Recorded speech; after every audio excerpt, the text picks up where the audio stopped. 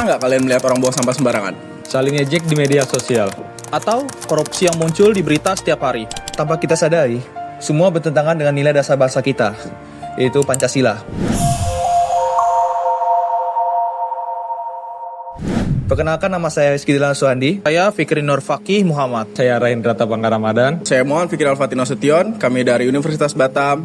Dan pada video kali ini kami akan menjelaskan tentang Pancasila sebagai dasar etika. Apa itu Pancasila sebagai dasar etika?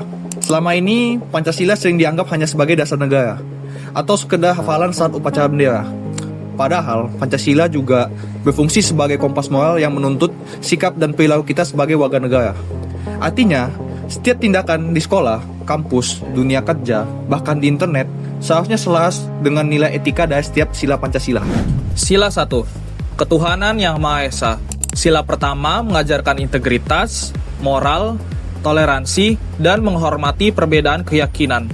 Contohnya, tidak mengejek teman dari agama minoritas, menghormati waktu ibadah, dan tidak memaksakan keyakinan kepada orang lain. Disinilah etika Pancasila mengajarkan kita untuk saling menghormati. Sila kedua, kemanusiaan yang adil dan beradab. Sila kedua menekankan empati dan menjunjung martabat manusia.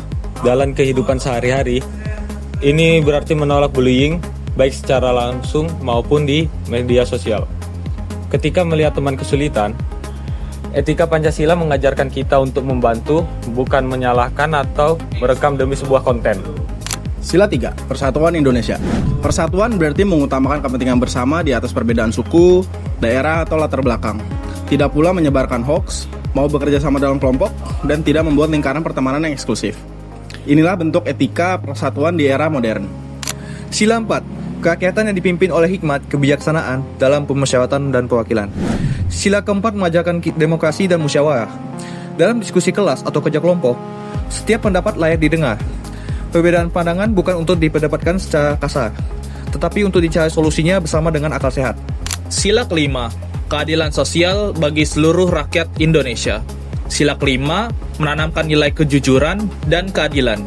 Tidak menyontek, membagi tugas secara adil, menggunakan fasilitas umum secara tertib, dan membantu teman yang sedang kesusahan. Keadilan dimulai dari hal-hal yang kecil yang kita lakukan setiap hari. Mengapa etika Pancasila itu penting? Di era digital seperti sekarang, kita dihadapkan pada hoax, ujaran kebencian, dan konflik di media sosial.